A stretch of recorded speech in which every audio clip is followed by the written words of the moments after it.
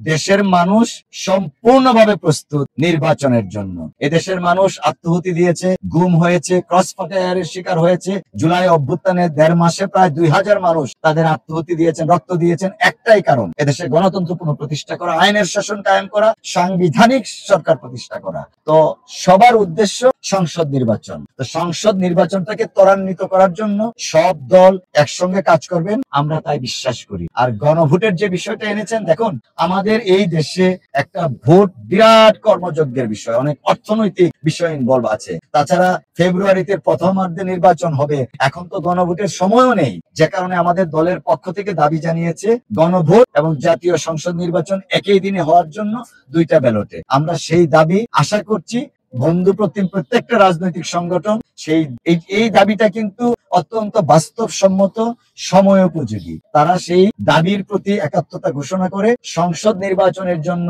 গোটা জাতি, গোটা দেশ, এমনকি জামাত ইসলাম নিজেও প্রস্তুত। তারা গত ১ বছর আগে তাদের ক্যান্ডিডেট ঘোষণা করেছেন। তো সেই দাবিটার প্রেক্ষিতে সংসদ নির্বাচনের প্রশ্নে সবাই ঐক্যবদ্ধভাবে কাজ করব। ফ্যাসিজমের বিরুদ্ধে যেমন আমরা ঐক্যবদ্ধ ছিলাম, প্রত্যাশা করছি গণতন্ত্র পুনঃপ্রতিষ্ঠা করার জন্য সবাই এক মঞ্চে উঠে একসাথে কাজ করবো ইনশাআল্লাহ।